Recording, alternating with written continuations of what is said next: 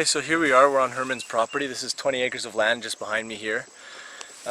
Just a short walk away from Lake Nabugabu and his personal beach resort, which is Sand Beach. It's under development.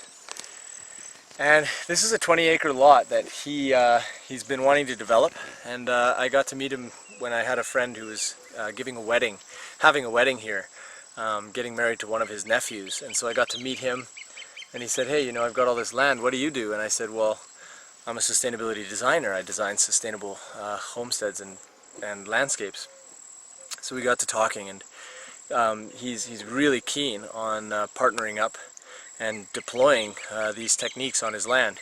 So essentially, what I've done is I've put together a package, a proposal. Essentially, it's a universal proposal. Anybody who has land can develop their land into a highly productive polycultural farm, which has unlimited potential really for what you want to do, especially in a country like Uganda. So to be able to take this piece of property as it is now, which is undeveloped, and turn it into a living landscape of production essentially. And so it's actually a training ground. All of these farms, because we'll be putting in these sustainable systems, these really highly productive organic systems, they are training grounds, and it's also a way to absorb a lot of the idleness that's happening in countries like Uganda, where there's not enough jobs in the country. These types of projects can employ hundreds of people, and as different property owners come into this development strategy, they can provide jobs for hundreds of people. This property alone is about 20 acres. You could easily hire about 50 to 60 people to work this land. By designing it properly, by using permaculture design, we can create a very friendly, human-friendly, animal-friendly, plant-friendly environment that not only provides for all of the people that are here, but also creates an abundance of produce and meat for the market and all different kinds of products that can be sold to places like the city, like the local towns, and also exported.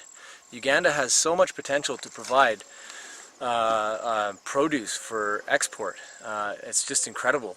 It has one of the most diverse species range on the planet, and it has about 42% of the arable land in all of Africa.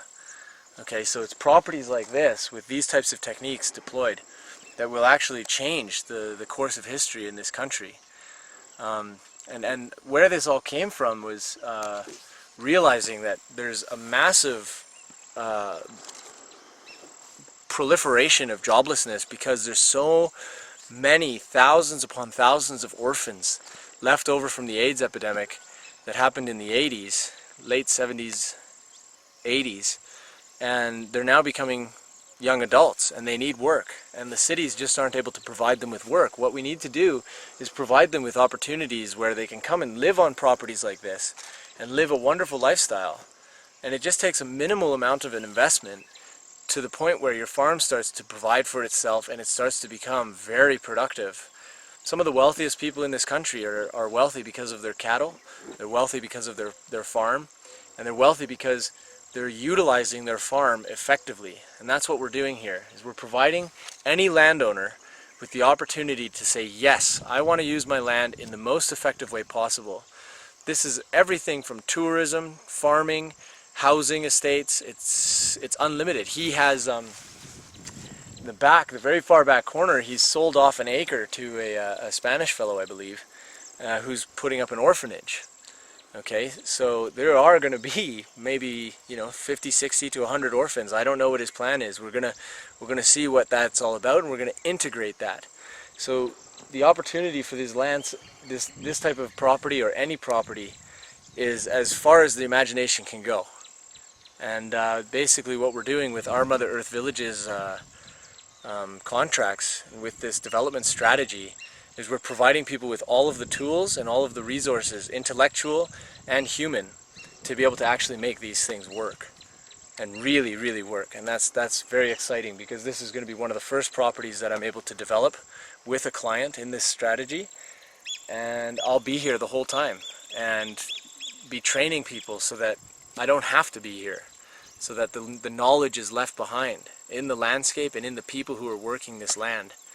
And that's basically it. I think that's how we can make the world a better place, and we can provide all these hundreds of thousands. It's literally a very pressing issue that Uganda is facing right now, is what are they gonna do? What are we gonna do with all of these orphans that are coming out of these orphanages?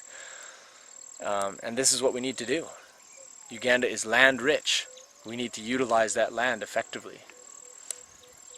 So this is the beginning. This is right at the front entrance here. So hopefully you'll see in the future this will become a very popular destination, and I hope it becomes a global destination for students of permaculture, because this can and will be an institute. It'll be the most important thing about these properties is not that we're producing produce and we're doing organic farming, which is enriching the living environment. Building schools, basically. But this is it's a training ground. When people come to this farm and they spend a weekend or a week or 3 months, they can do an internship of 6 months, or they can get a job, 3-year contracts to come and work. Well, once you've done that, once you've had those experiences, it stays with you, and no matter where you go, you'll be doing the right thing where you go as well, because that's what this is all about. It's about doing the right thing with our land, not degrading it, increasing the biodiversity, working with nature, working with the animals. And these systems, once they're set up, they're very easy to maintain. This whole area will become a food forest jungle, mixed with polycultural animal systems and people. You won't even be able to see what's going on. You'll have to come into it to understand all the systems that'll be in here. And the best thing is that it's a wonderful lifestyle to live here. So that's the mission. Okay, and we're right next to the road here. This is the entrance to this area, and it goes down to the resort area. And right up this way is Makasa. It's like a little town up the road where produce can be... About a 30-minute drive to one of the satellite cities from Kampala, which is about a 2-hour drive back to the capital city, which is about a half-hour's drive or an hour's drive to the airport.